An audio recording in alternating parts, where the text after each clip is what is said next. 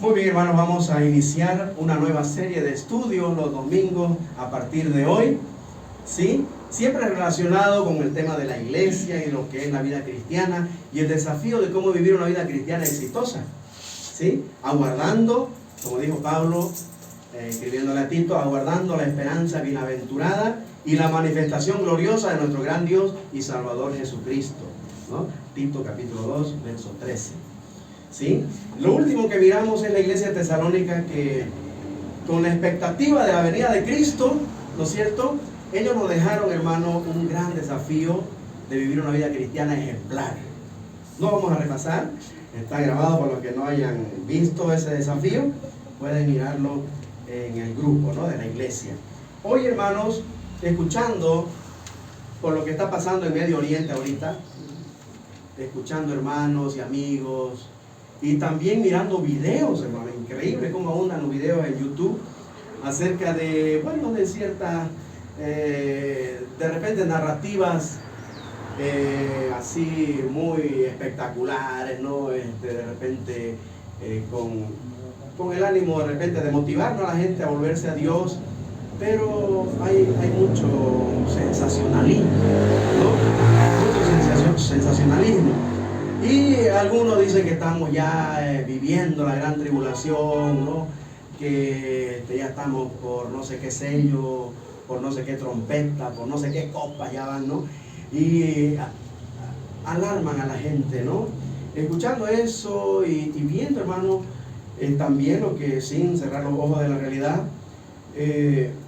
justamente estamos por llegar al libro de Apocalipsis, porque ahí sí continúa la iglesia, ¿no? Pero yo quiero adelantarme un poquito a los capítulos 2 y 3, que es lo que habla de la iglesia, para mirar, hermano, en realidad, qué es lo que está pasando actualmente y cómo debemos nosotros asimilar estas guerras y rumores de guerras y terremotos, ¿no es cierto? Y un montón de situaciones que estamos experimentando en nuestro medio, ¿ya? Pero, hermano, no es aún el fin. Ya, como dice el Señor Jesús en Mateo 24, Mateo 25, son principios del fin, principios de dolores. Lo más grave está por venir, hermano, pero eso no lo va a vivir la iglesia. Y ese es el tema de hoy, ¿ya? La iglesia de Jesucristo, los que han creído en Cristo, no pasaremos la tribulación. No pasaremos por la gran tribulación, hermano. Esto tal vez choque mucho con algunos, pero es lo que enseña la Biblia, hermano. Yo me propongo en esta mañana exponer lo que la Biblia dice acerca de estos juicios de la ira de Dios sobre la gente que está rechazando el evangelio ahora. Toda esa gente se va a quedar según la escatología bíblica, ¿no es cierto? Y van a sufrir, hermano, todos esos juicios que serán derramados en la gran tribulación. ¿Ok? Pero para ello, hermano, necesito yo situarlos en el contexto a ustedes, ¿ya? Y vamos a ir a Apocalipsis. Apocalipsis capítulo 1. Antes de entrar al capítulo que tengo para hoy, que es el capítulo 4. Necesitamos, hermano, mirar el programa de Dios acerca de los eventos del porvenir. Apocalipsis. La palabra Apocalipsis significa, ¿qué significa? ¿Alguien sabe? Sí, recorrer el velo o recorrer la cortina para revelar a ver qué hay allá, ¿no? Es como cuando van a entregar, ¿no ves?, algún monumento, algo, y los tambores resuenan, ¿no? El redoble de tambores, y ya nomás sacan la cortina y ahí está el monumento. Eso es descubrir, destapar. Eso es Apocalipsis, hermano. Revelar, revelación. Por eso algunos traducen el libro de revelación, ¿no? ¿Qué es eso? Es revelar, es recorrer la cortina para revelar lo que Dios quiere manifestarnos, mostrarnos. Eso es, ¿ya? Apocalipsis. Muchos le tienen miedo, hermano. Muchos le tienen miedo leer este libro. Y, hermano, nada más equivocado que esa actitud. Porque es un libro que fue escrito para darnos esperanza, para darnos ánimo, para alentarnos, dice, los unos a los otros, con todo lo que nos va a narrar aquí. Mire, por ejemplo, el versículo 3. Apocalipsis 1, versículo 3 dice: bienaventurado. ¿Saben qué quiere decir bienaventurado? Feliz, eso. Dichoso, eso. Pero también quiere decir doblemente bendecido. Doblemente bendecido. ¿Quiénes? A ver, ¿Quiénes son estos? Bendecidos. El que lee. ¿Ah? Ahí está. Tenemos que leer Apocalipsis, hermano, más seguido para ser doblemente bendecidos, felices, dichosos.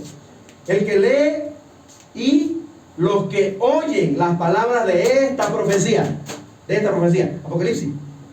Todo lo que viene aquí. Así que no es para tener miedo, hermano. Ay, dice el pastor, no. Apocalipsis, no. No, ¿cómo que no? ¿No quiere ser doblemente bendecido? ¿Ah? El que lee, hermano, y como dice ahí, oye lo que va a escuchar usted esta mañana, las palabras de esta profecía. Y no solo eso, pero también son bienaventurados los que, aparte de leer y oír, la guardan. Eso, las ponen en práctica. Las cosas en ellas escritas. Eso quiere decir que nosotros, todo lo que está escrito, hermano, nosotros lo apliquemos a nuestra vida, nos gocemos en las promesas del Señor, ¿no es cierto? Claro, da tristeza para los que se van a quedar, ¿no? Pero de todo modo, hermano, yo pienso, en mi experiencia, digo, ay, de lo que me libró el Señor, ¿no? Ay, desde el capítulo 4 en adelante, ¿no es cierto? Desde el 6 en realidad, desde el 6 hasta el 19, ¿no? De lo que me libró el Señor, nada más por su gracia, porque yo solo creí en Cristo, solo le recibí en mi corazón como mi Señor y Salvador, y mira de lo que me ha salvado, ¿no? Capítulo 6 en adelante. Pero hermanos, yo quiero bendecir su vida, como dice el versículo 3, con la lectura, con oír y con guardar las palabras de este libro, ¿ya? Ahora, para entender Apocalipsis, hermano, hay que mirar el bosquejo que el Señor Jesús le dio al escritor. ¿Quién escribió Apocalipsis? El apóstol Juan. Correcto. ¿Ya? Y en el versículo 19 del capítulo 1, bueno, como en todos los libros siempre hay un bosquejo, ¿no? Hay un esquema, ¿sí? Que nos presenta como en un prólogo de lo que va a tratar el libro. Recientemente hemos estudiado Juan, ¿no? ¿También empezamos? Sí. Un poquito empezando este año, ¿no? Lo terminamos. Por ejemplo, San Juan, ahí el apóstol también que escribe el Evangelio, en su primer versículo nos da su prólogo, nos presenta una tesis. Él dice, yo quiero hablarle de Jesús, que es Dios. Él es el verbo, la palabra viviente que se hizo carne, habitó entre nosotros. Pero él estaba en el principio, era con Dios, y el verbo era Dios, dice. Y toda esa tesis la va a defender en sus 21 capítulos. ¿No ven? Que lo hemos estudiado. Pero hermanos, también cada libro, por ejemplo, Hechos de los Apóstoles. ¿De qué se trata Hechos de los Apóstoles? De la expansión del Evangelio, de la resurrección de Jesús. ¿Dónde está el bosquejo? En el versículo 8. Hechos 1:8. Dice, recibiréis poder cuando haya venido sobre vosotros el Espíritu Santo y me seréis testigos en Jerusalén, en toda Judea, en Samaria y hasta lo último de la tierra. Y de eso se trata Hechos.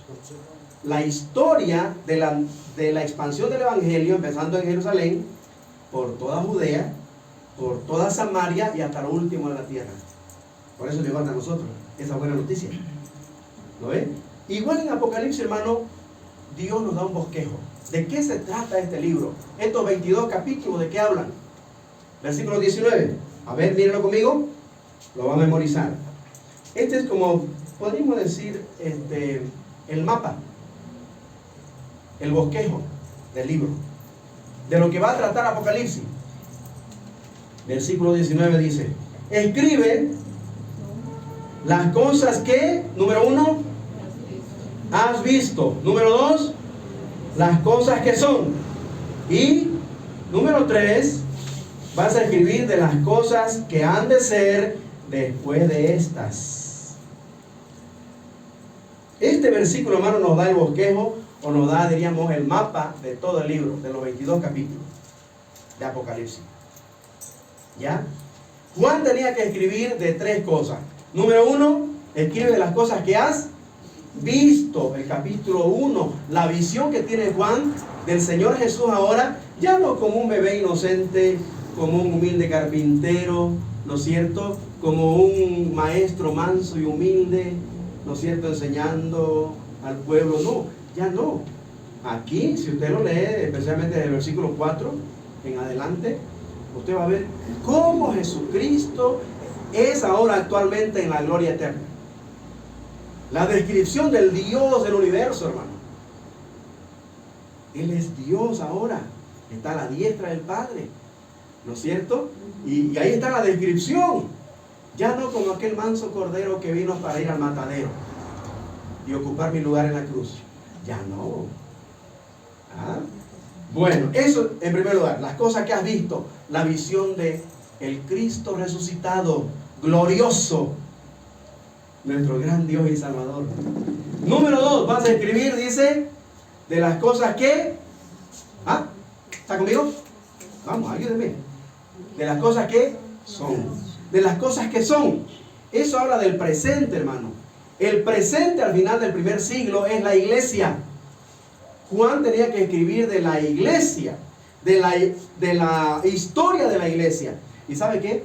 Aquí, hermano, el Señor Jesús escoge en los capítulos 2 y capítulo 3 de Apocalipsis, escoge 7 iglesias de las cientos de iglesias que habían ya al final del primer siglo.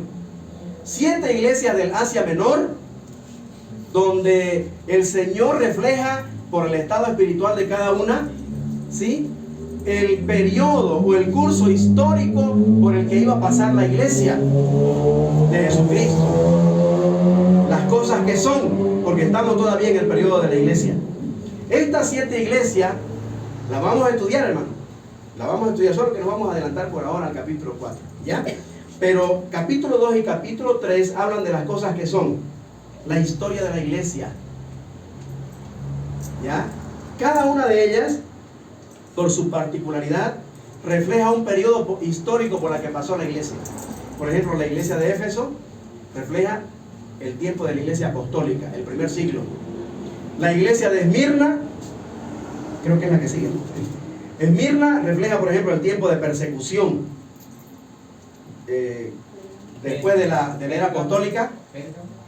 Esmirna, ¿no? Es la número 2. Refleja, por ejemplo, el periodo de la iglesia que estuvo en el segundo siglo, en el tercer siglo siendo perseguida. La iglesia Pérgamo, versículo 12, ahí por ejemplo ese mensaje, por esa iglesia ya refleja que la iglesia, hermanos, ya se unió al gobierno.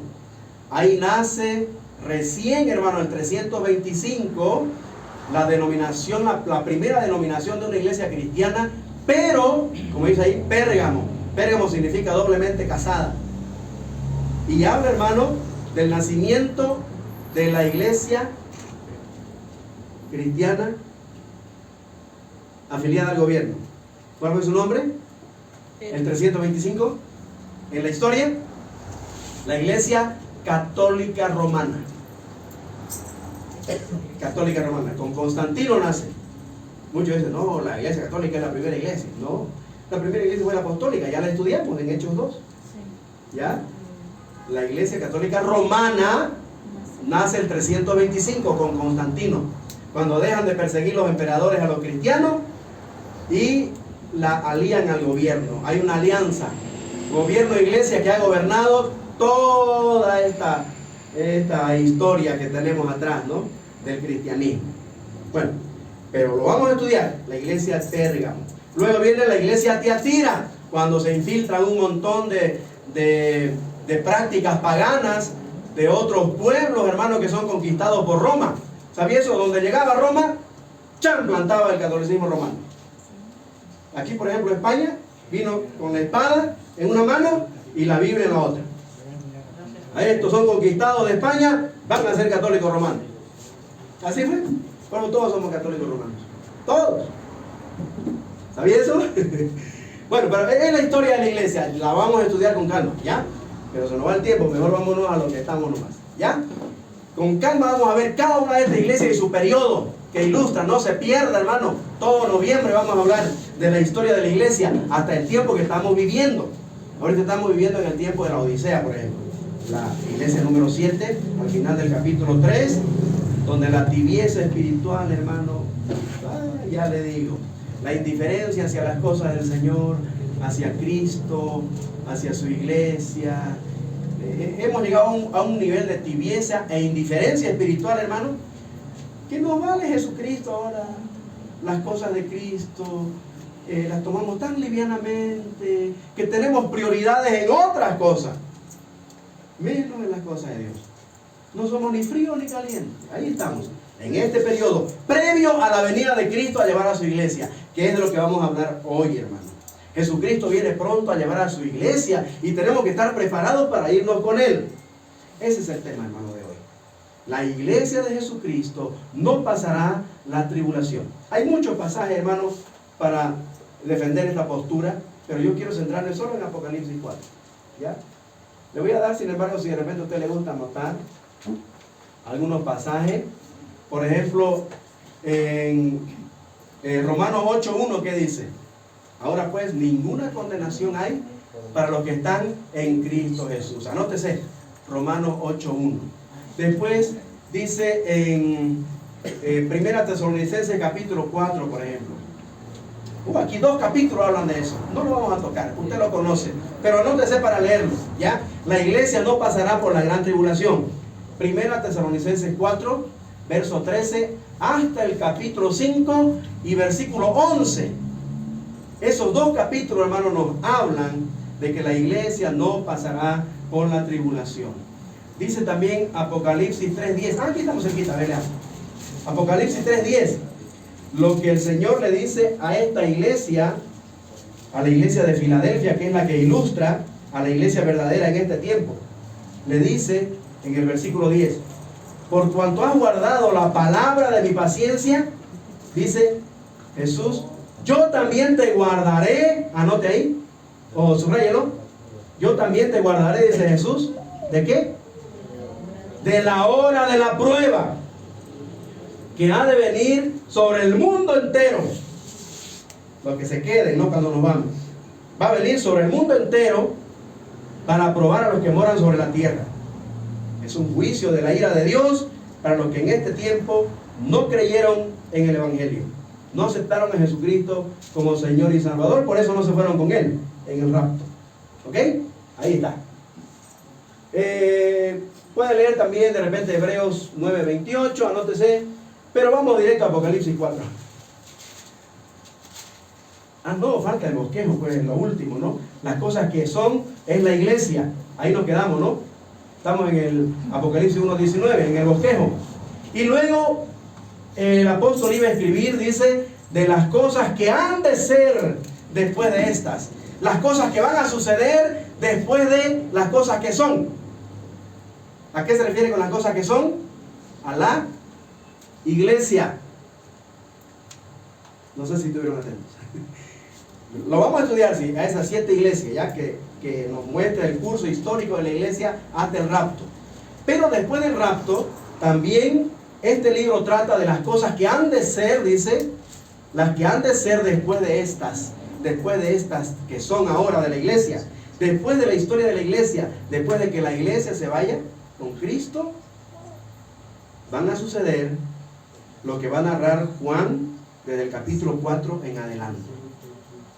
¿Están conmigo, hermano? Ese es el bosquejo de Apocalipsis. Trata de 3 temitas: de la visión, las cosas que has visto, la visión de Juan en cuanto a Jesucristo ya resucitado, las cosas que son la iglesia, la historia de la iglesia, y también las cosas que han de suceder, que han de pasar, dice, que han de ser después de estas cosas que son, después de la iglesia. Sigue la historia, tanto la iglesia en el cielo como los que se quedan en la tierra van a pasar. Igual tiene su historia, tiene su programa. Tanto la iglesia en el cielo tiene su programa, como los que se queden en la tierra también tienen su programa. ¿Ok? Pero hermano, ahora centrémonos en lo que va a pasar cuando la iglesia, hermanos, desaparezca del planeta Tierra. ¿Ok? Vamos al capítulo 4. Apocalipsis 4. Ahora sí. Dejemos las cosas que son, capítulo 2 y 3, la historia de la iglesia, para noviembre. ¿Ok? Adelantémonos, hermano, por las circunstancias del momento, ¿no? Es que hay tantas preguntas, hermano. Ay, pastor, ¿será que este es el sello? No sé cuánto, ¿no? ¿Será que esta es la copa tanto, ¿no? Lo que está pasando allá en Israel y Hamas. Entonces, Vamos a salir de duda, ¿ok? Yo, hermano, lo que considero es que lo que estamos viviendo ahorita, lo que estamos viendo, ¿no? Es un preludio, ¿sí? Es un anticipo a la venida de Cristo, hermano. La Biblia habla de señales para la segunda venida de Cristo con su iglesia. Ya viene con su iglesia a reinar. Pero previo a eso, hermano, tiene que ser el rapto. Y no hay señales para el rapto de la iglesia. Solamente para la venida de Cristo para Israel a reinar. Pero ahí es cuando viene por su iglesia, con su iglesia. Viene con su iglesia. Y es que, hermano, las profecías del Antiguo Testamento no contemplaban a la iglesia dentro de la profecía. Era un misterio la iglesia, que fue revelado a Pablo y explicado ya en sus epístolas doctrinales. ¿Ya? Por eso en Mateo 24 y Mateo 25 no hay la iglesia. Recuerden que Jesús habló de su iglesia en futuro. Cuando dijo, edificaré mi iglesia, dijo, ¿no? Edificaré. No está la iglesia en el Nuevo Testamento, hermano, en los evangelios. Y Hechos de los Apóstoles es un libro histórico que narra el nacimiento de la iglesia. ¿Ya? Y las epístolas recién explican su doctrina. ¿Ya? Tengamos presente eso. Por eso, hermano, no estaba en la mente de los judíos la iglesia. Por eso no metamos a la iglesia en Mateo 24. Eso de que uno es dejado y el otro es llevado, no tiene que ver con la iglesia. Tiene que ver con el tiempo, hermano, cuando Cristo viene a la tierra al final de la tribulación. ¿Ya? Ese es otro tema también. Pero estamos ahorita tocando el tema de que la iglesia no pasará la tribulación, hermano. Por estas verdades que encontramos aquí. Miremos Apocalipsis 4. ¿Ya está? Lo voy a leer el capítulo entero. Dice, después de esto, esta frase, hermano, es tan importante. Por eso, como les digo, en el estudio inductivo que estamos estudiando a las 10 de la mañana, cada palabra es importante, hermano, donde está ubicado. Por ejemplo, esta frase conectiva, después de esto. Después de lo que ha narrado el capítulo 2 y 3 de la iglesia. Después de esto, después de las cosas que son, viene esto. O sea, después del capítulo 3 viene el capítulo 4. Es tan sencillo como eso, hermano. La historia tiene su orden cronológico. ¿Ya? Porque a partir de aquí no vamos a ver más mención de la iglesia en Apocalipsis, del capítulo 4. No se menciona más la iglesia. Entonces, después de esto miré, y he aquí una puerta abierta en el cielo. Ahora está en el cielo, ya no en la tierra, ¿no?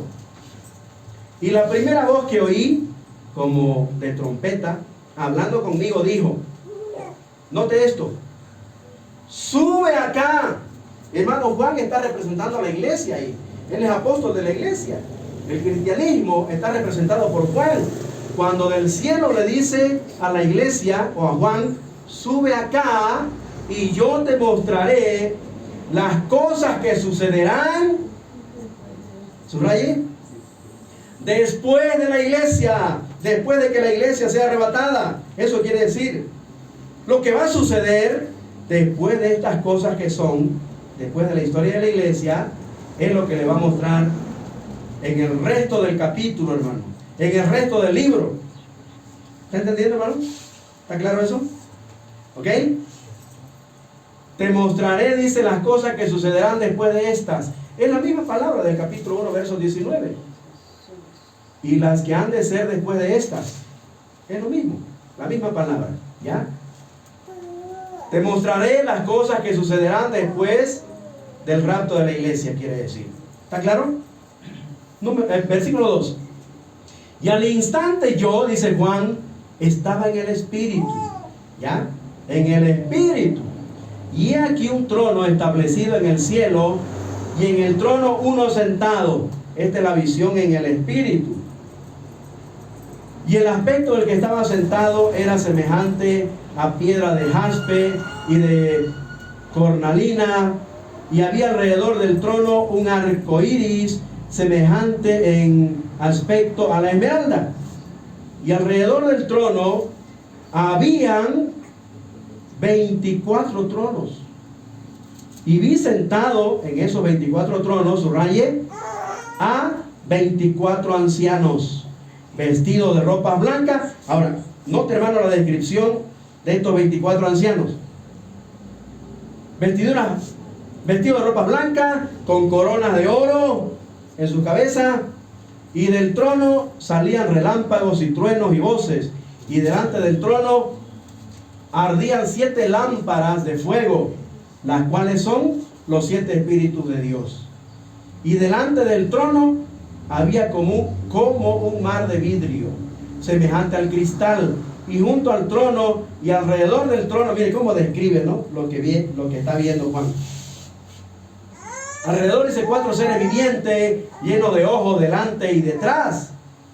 El primer ser viviente era semejante a un león. El segundo era semejante a un becerro. El tercero tenía rostro como de hombre. Y el cuarto era semejante a un águila volando. Y los 4 seres vivientes tenían cada uno 6 alas. Y alrededor y por dentro estaban llenos de ojos. Y no cesaban día y noche de decir. Subraya esto que decían, hermano, estos 4 seres vivientes: Santo, santo, santo, 3 veces santo es el Señor Dios Todopoderoso, el que era, el que es y el que ha de venir.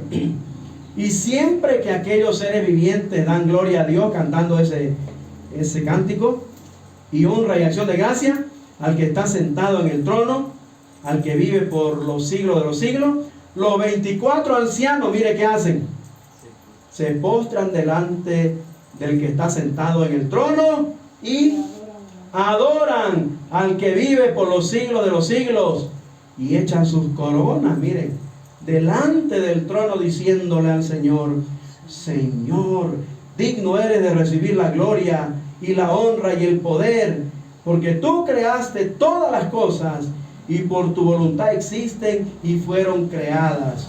Y vi en la mano derecha del que estaba sentado en el trono, y sigue la historia, hermano, en el cielo, capítulo 5 más. Pero yo quiero que nos centremos en tantas descripciones que hay en estos capítulos 4 y 5, en el cielo. Quiero que nos centremos en los 24 ancianos, ¿ya? Los 24 ancianos de esto que ve, de esta visión que ve Juan, en el cielo. ¿Ya? Estos 24 ancianos, hermanos, ¿quiénes son? ¿No? Muchos dicen, son de Israel, ¿no? Son, pues, claro, los patriarcas y los apóstoles. Bueno, es un punto de vista. Otros dicen, no, son seres angelicales, dicen, ¿no? Bueno, vamos a ver.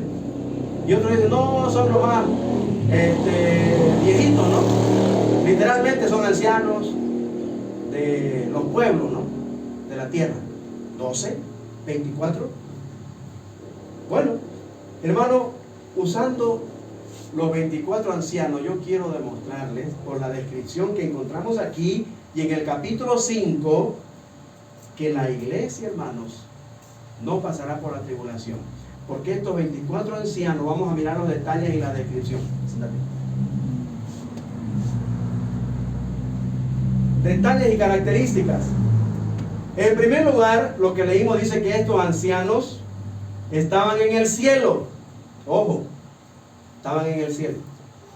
¿Ya? Tenían vestiduras blancas y coronas. ¿Los ángeles? ¿A algún ángel le habrán dado corona? ¿A quiénes le prometen corona? Vamos a mirar. Pero describamos primero. Tenían coronas. ¿Qué más hacían? Adoraban y rendían sus coronas, dice, ¿no?, al Señor. ¿Ya? Eso.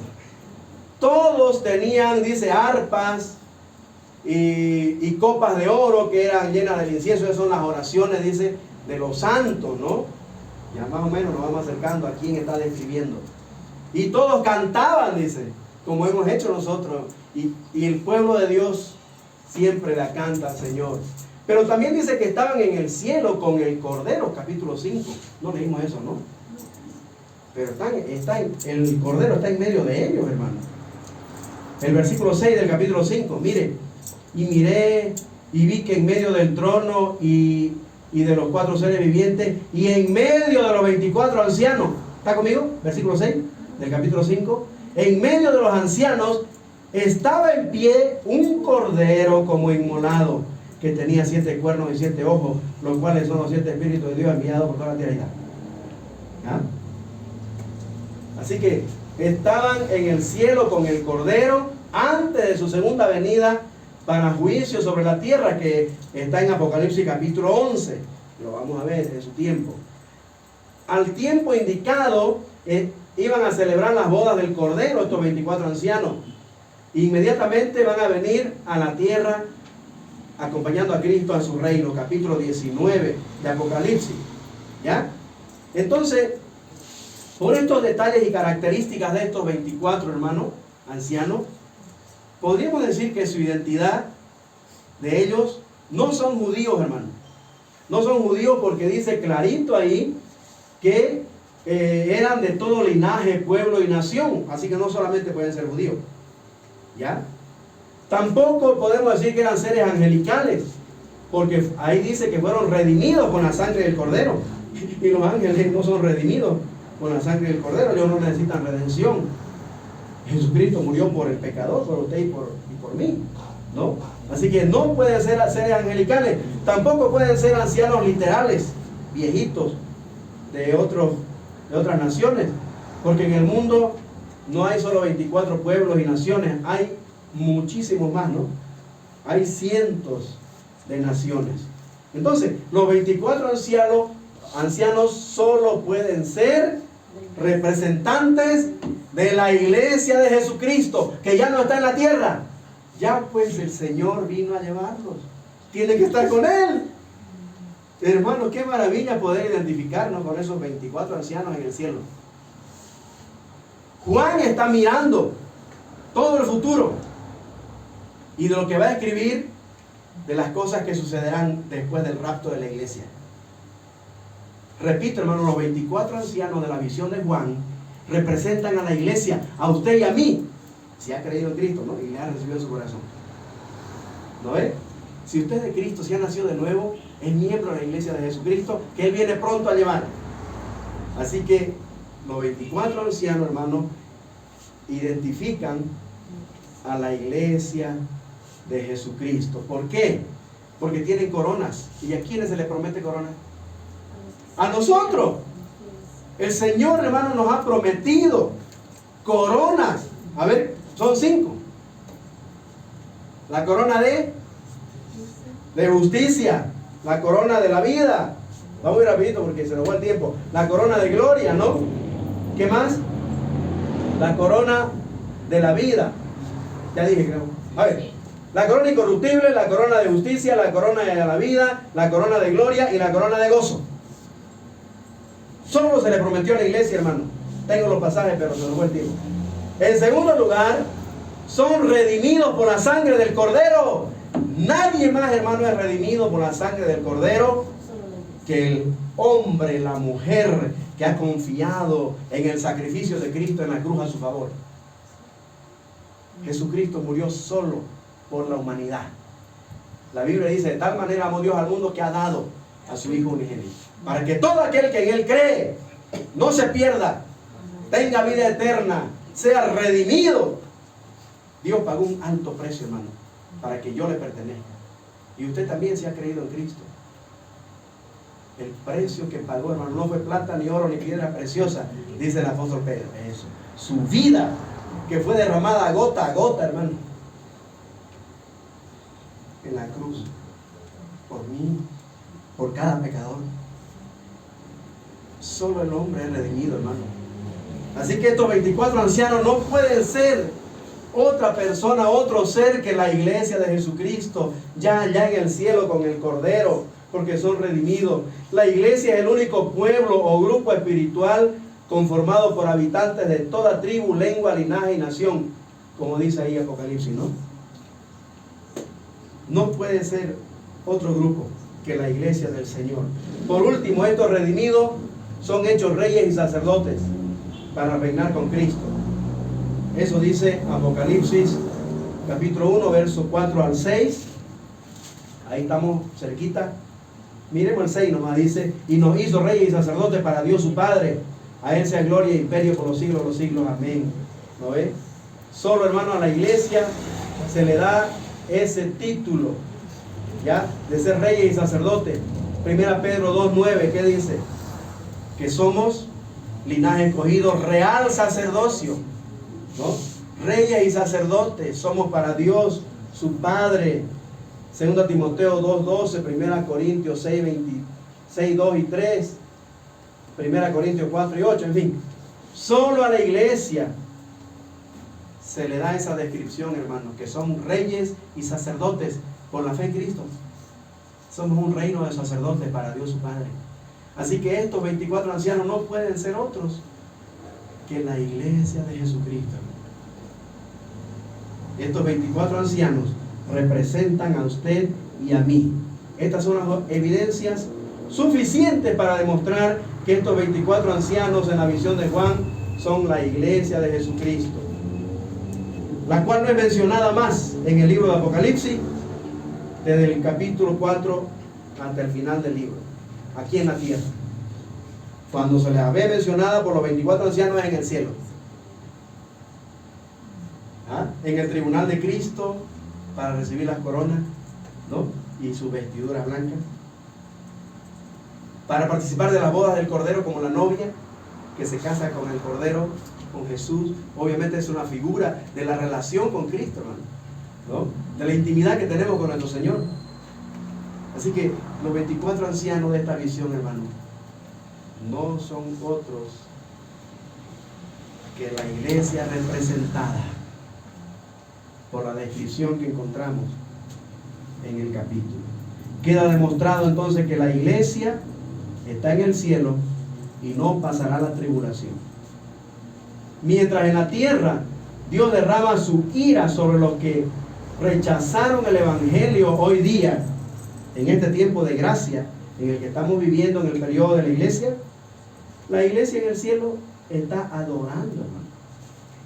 Adorando al Cordero, rindiendo sus coronas, porque Dios, hermano, va a premiar la fidelidad de sus hijos, ¿no ve? Y esos premios, esas coronas, hermano, serán un acto de adoración, poniéndola a los pies de nuestro Salvador, del Cordero de Dios, que está en la gloria eterna, ahora como Dios Todopoderoso, que viene pronto a reinar. Hermano, qué lindo es que nosotros sepamos esto. Con razón dice pues aquí, bienaventurado, ¿no? Versículo 3, bienaventurado el que lee las palabras de esta profecía, bienaventurado el que oye, el que escucha las prédicas de Apocalipsis, y bienaventurado el que guarda todas estas cosas. Hermano, Apocalipsis fue escrito para los cristianos del final del primer siglo, que estaban sufriendo, hermano, sufriendo persecución por la causa de Cristo. Ya hemos visto en los hermanos de Tesalónica, por ejemplo, cómo vivían ellos con esa expectativa de que el Señor viene en cualquier momento. Así que eso les animaba a seguir adelante. Y este mensaje del rapto de la iglesia, hermano, es un mensaje que nos motiva, nos inspira, nos anima, nos alienta a seguir adelante, pese a la crisis que estamos viviendo, a los problemas que estamos atravesando, ¿no? ¿Quién no los tiene? Y de toda índole. Pese a lo que está pasando a nuestro alrededor, hermano, hay esperanza, y debemos compartir ese mensaje de esperanza con el que no ha confiado en Jesucristo y en sus promesas del Evangelio.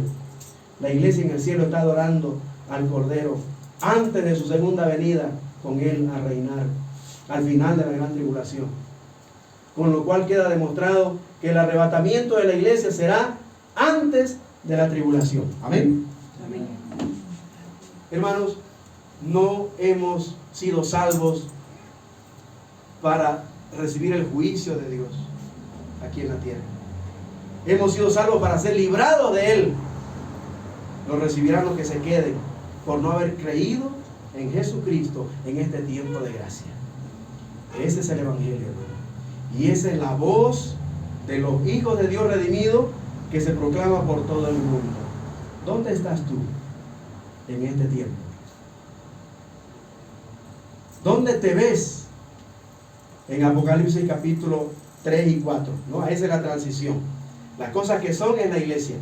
Pero del capítulo 4 ya la iglesia en el cielo. ¿Dónde te ves?